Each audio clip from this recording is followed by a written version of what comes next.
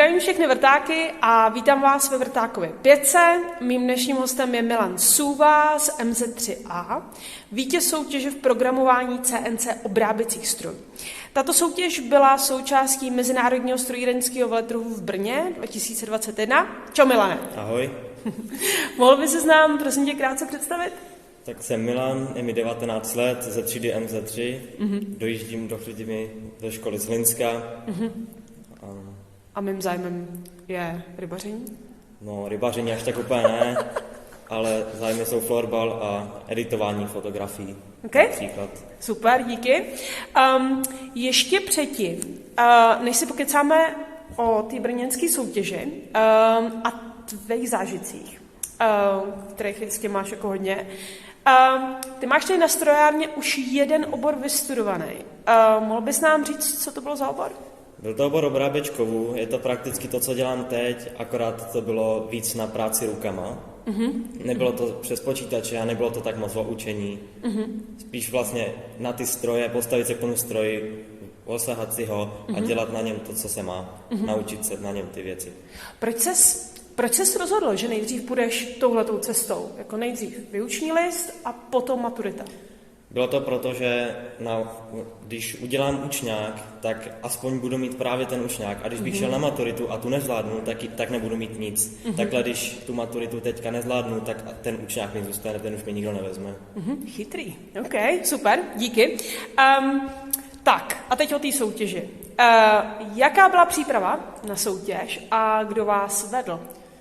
Vedl nás pan učitel Janeček, náš mistr odborného výcviku a příprava na soutěž. Připravovali jsme se hodně dlouho, docela i pečlivě, by se dalo říct. Každý den jsme si programovali něco jiného, různý způsoby, všechny možné postupy.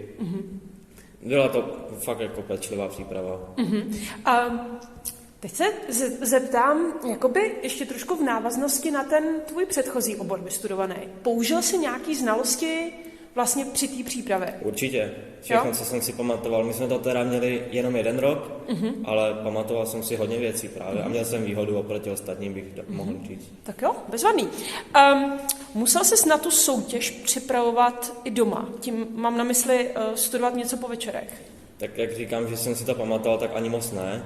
A právě tady na to, když to člověk doma nemá a nemůže si to vyzkoušet, tak ani nemá cenu si to nějak zkoušet. Jako možná si napsat na papír třeba postupy nebo ty potřebné kódy na to programování, ale já když si to pamatuju, tak jsem se nepotřeboval připravovat.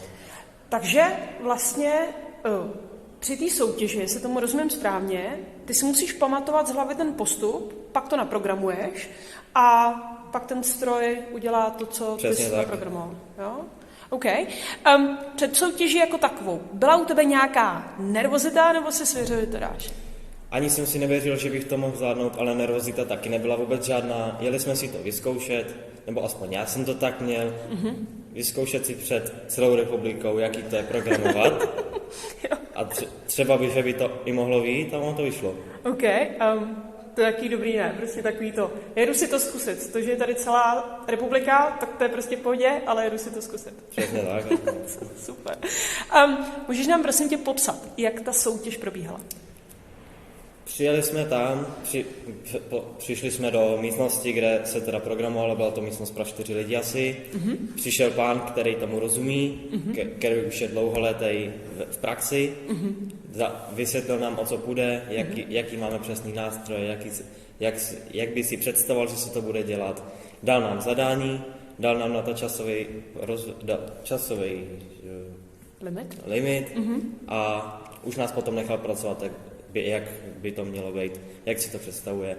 Vlastně to bylo tak, probíhalo to tak, že kdo bude mít jako první hotovo, nešlo ani o správnost nebo tak, ale kdo to bude mít první, tak, že vyhrál. A nejde náhodou ve strojírenství jako o přesnost? Jde o to, ale tady ta soutěž byla právě o rychlosti převážně. Aha, takže o přesnosti a rychlosti. Přesně. Aha, OK. Jaký to je stát se vítězem v programování na Mezinárodním strojírenském veletrhu? Pro mě jako takovýho asi ne moc záživný, ale určitě zajímavý. OK. Z jakého pohledu záživný? No, tak vědět, že jsem nejlepší z několika lidí, je docela halus. Aha. Ale I tak je to prostě bonus takový, že vím, že jsem lepší než někdo. Třeba.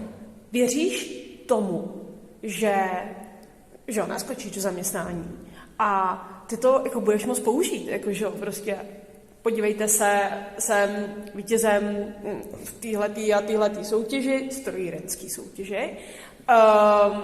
Vnímáš to jako podstatný jako benefit pro tvoji kariéru, budoucnost? Nevím, jestli úplný benefit, ale třeba se na mě budou koukat líp, že jako to umím a opravdu, že bych třeba nepotřeboval ani extra nějaký školení a podobně, že o tom asi něco vím. Dobře, OK. Další otázka, co ti Brno kromě vítězství dalo? Protože já věřím tomu, že když jste tam přijeli, byl to obrovský veletrh, spousta věcí k vidění, nevím, jestli jste si tam mohli něco zkusit, spousta lidí, takže krom té soutěže jako takový, jako co ti to dalo? No, hodně lidí tam určitě bylo, na zkoušení tam moc toho až tolik nebylo. Samozřejmě koronavirová pandemie, to asi taky zasáhla, ale co nám to dalo? Obrovský veletrh, určitě se podívat na věci, který člověk málo za životu vidí, skoro vůbec až. To, co stroje, které máme ve škole, tak například na tom veletrhu několikanásobně větší, dost zajímavá podívaná. Takže a zjistit, jak to funguje vlastně v běžném provozu ve firmách. To tam taky šlo? Ano, tam byly různý ukázky. I to, co právě člověk neví, ani že existuje ty stroje. Jasně. Tak, že nám ukazovali, jak to funguje v běžném provozu. Jako například? Řezání laserem, Aha. který tady ve škole je v takovým menším, tak tam měli sériovou výrobu, že to jezdí hrozně rychle, efektivní práce. No, to by strašně zajímavý, tohleto. Bylo. Super. Další otázka. Jaké máš plány do budoucna? Zůstaneš v oboru, začneš podnikat, staneš se youtuberem? Jaký jsou plány? YouTuberem určitě ne, naučil jsem se už tady dělat rukama ten jeden učební obor, takže YouTuber asi úplně není pro mě, ale zůstat v oboru bych chtěl a už na nějakou vážnou práci. Když se mi podaří něco dobrýho najít, tak tam i zůstat a zkusit svoje nejlepší do života. Přemýšlel jsi, že by si vyjel ven? Protože strojírenství je opravdu velký obor. Ti lidi jsou obrovsky chtění v tomhletom oboru k jejich praxi a k jejich odbornosti. Přemýšlel jsi o tomhletom? A já vím, že tvoje anglina je prostě super, takže... Jo, určitě jsem o tom přemýšlel, ať už právě takhle do Anglie nebo do anglicky mluvících zemí, prostě přemýšlel jsem. Určitě, i kdyby to bylo více chtěný, nebo kdyby to bylo líp placený. Nebo třeba zvážil by si jako tam vyjet už třeba jenom pro tu zkušenost jako takovou. Ano, určitě. V každé zemi to může být jinak. Můžou na to dohlížet jinak. Jasně. Tak jo, tak to je vlastně všechno. Já ti moc děkuju, blahopřeju k vítězství. Děkuju. A ještě jednou děkuju za rozhovor. Aj to maže. Děkuju. Ahoj.